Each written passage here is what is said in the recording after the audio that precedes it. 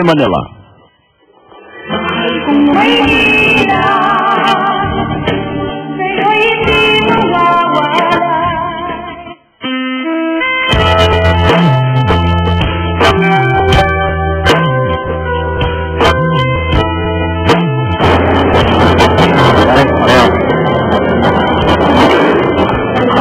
Hi, Dave.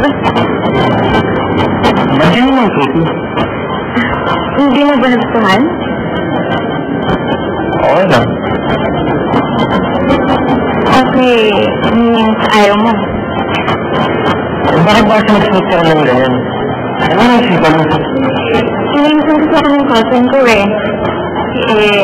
Bumili kasi kami ng magpipinsan. So, gusto naman ng lahat. Sabi nila okay daw. Kaya sabi ko, papakita ko sa'yo.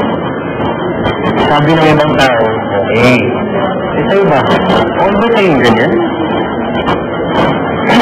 Kung ayaw mo, bukas pagpasa ko, babalik na lang ako sa dati. Good. Dito yun. Karata natin daw sa natin. Pare, hawakan mo muna na. Babalik ako.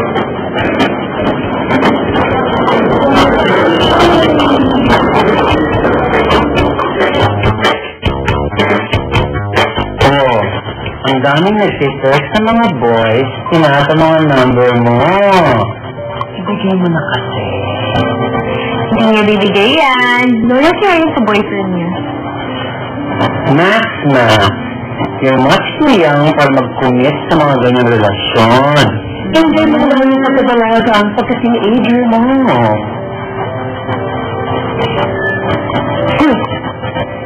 Ba't di ka kumikibo dyan? Ano? Ay ka ba? Ano? Tahimik? Naku, baka naman dahil kumakain ako dito. Kain, okay lang kumain. Ay, alam ko na. Kaya yan tahimik. Kasi, nakakonfuse siya. Confuse sa marami. Sabi niya, hello, is this you? Ano?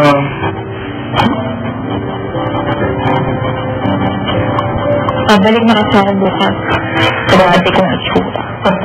Babalik sa dati? As in? Ano? Ano ba ito? Ano ba ha? Kaya ko itong bata ito. Ayaw kasi ni Thor yung look ko. Boyfriend ko siya, di ba? At dahil sa boyfriend mo siya, maniniwala ka na. Ano? Lupandin mo na siya, ha? Kung gusto niya mag-mangot, siya na lang.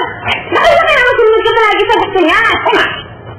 Ate, ganun niya ini-express ang sarili niya. It's a freedom of expression. Ay, nako! Alam mo, dumudugo ng tayo ko dyan sa freedom of expression na yan! Nabuko ko din! Ayos ka na talaga!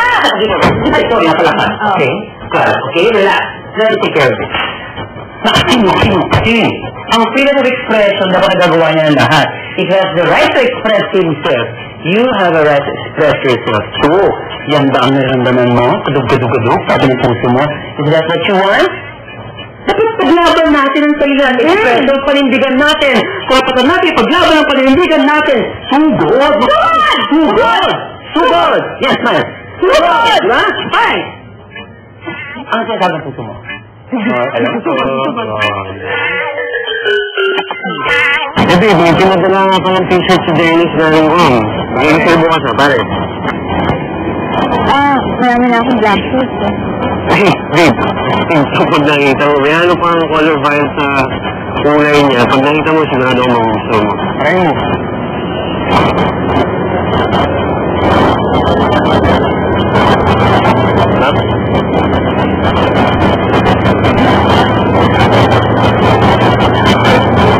Ano yan?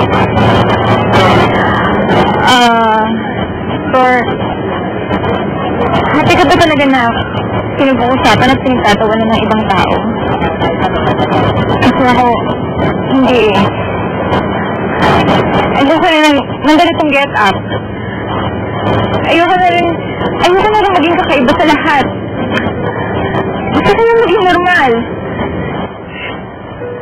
Oh! Abnormal pala ang tingin mo sa akin. Ha? Bakit mo ginaya? Pero kung may gusto nito. Ang akala ko ginagawa mo yun dahil gusto mo din. Ginagawa ko to dahil mahal kita, Tol.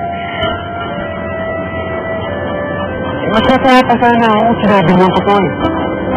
Hindi na sarili mo niloloko mo, pati ako. Pero hindi ka tumulong.